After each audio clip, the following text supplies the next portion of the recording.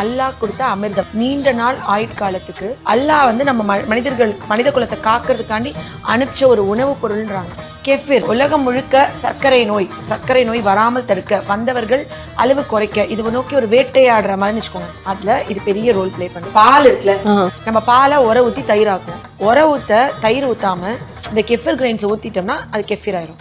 Kefir கிரெயின்ஸ்ன்றது வந்து தனியா வாங்கணுமா? நம்ம அமேசான்லலாம் இருக்கு. எனக்கு வந்து என்ன முத ஒரு பேஷண்ட் வந்து பெங்களூர்ல அவங்களுக்கு யூஎஸ்ல இருந்து ஒருத்தவங்க கொடுத்து அவங்க குழந்தை வந்து ஸ்பெஷல் சைல்டு, ஆட்டிசம் சைல்ட்ஸ். இங்கே பார்த்தீங்கன்னா கட்டு தான் ப்ராப்ளம். இதில் பாக்டீரியாவும் ஈஸ்ட்டும் கலக்கிறோம். ஆறுன பாலில் தான் கலக்கணும், ஏன்னா அது உயிருள்ள மைக்ரோ ஆர்கானிசம். சூடு பாலில் கலந்தால் செத்து போயிடும். இன்னும் நல்ல விஷயம்னா கெஃபிர் வந்து வளர்ந்துக்கிட்டே வரும். எனக்கு முத ஒரு பேஷண்ட் வந்து 1 ஸ்பூன் கொடுத்தாங்க.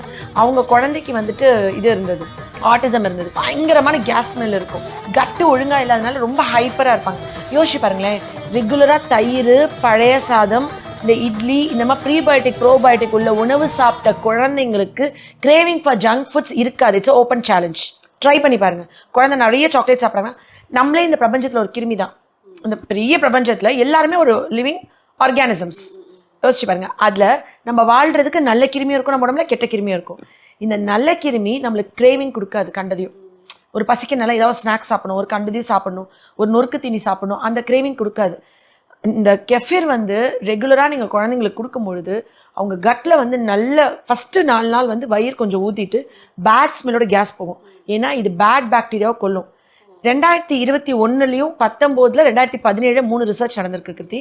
அந்த ரிசர்ச்சில் வந்து இந்த கெஃபிர் கிரெயின்ஸில் சால்மன் டைஃபாய்டு காஸ் பண்ணதில்ல, அந்த கிருமியை இதில் ஆட் பண்ணியிருக்காங்க. நார்மல் மில்கில் ஆட் பண்ணியிருக்காங்க.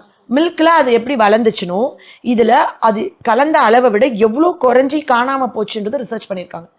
அப்போ இது பேட் பாக்டீரியாஸ், நம்ம உடம்புக்கு கெடுதல் உண்டாக்கக்கூடிய கிருமிகளை இந்த கல்ச்சர் மீடியமில் அது வளர்க்கவே விடலை. அப்போ எவ்வளோ சூப்பர். நோய் தொற்று, நோய் எதிர்ப்பு சத்து கம்மியாக இருக்குது, எதுக்கட்டாலும் சளி பிடிக்குது. ஈவன் லாக்டோஸ் இன்டாலரன்ஸ் இருக்கிற குழந்தைங்க இப்போ பால் குடிச்சா ஒத்துக்காது, ஆனால் இது பிரேக் பண்ணிடுது இல்லையா? இது வந்து பிரேக் பண்ணிடுறதுனால தயிராக மாறுறது. கெஃபிர் வந்து அந்த பாலை வந்து பிரேக் பண்ணி தான் தயிராக மாறுது. அதே மாதிரி தான் கெஃபிர் கிரெயின்ஸும் பிரேக் பண்ணுது. அப்படி பிரேக் பண்ணும்போது அந்த மில்க் இன்டாலரன்ஸ் நல்லாவே டிஃப்ரென்ஸ் இருக்கும். ஃபஸ்ட்டு இந்த பாலே லாக்டோஸ் இன்டாலரன்ஸே இருக்கவங்க என்ன பண்ணணும்னா கொஞ்சம் குடிச்சு பார்க்கணும். கண்டிப்பா நெகட்டிவ் எஃபெக்ட் பண்ணல, ஒத்துக்குது அப்படின்னு சொன்னா ரெகுலரா எடுத்துக்கலாம். கெஃபிர்ன்றது என்னன்னா, இந்த பக்கம் பிளாக் சி ரஷ்யாவுக்கு இந்த பக்கம் ஒரு காஸ்கேஷியஸ் மவுண்டன்ஸ்ன்னு சொல்லுவாங்க. அந்த மலை பகுதிகளில் வாழக்கூடிய ஒரு பாக்டீரியா அண்ட் ஈஸ்ட். ஒரு 3500 வருஷத்துக்கு முன்னாடியே ரஷ்யாலலாம் யூஸ் பண்ணிட்டு இருந்த ஒரு இது நம்ம இந்தியாவுக்குள்ள இப்போதான் அது எட்டி பார்க்குது.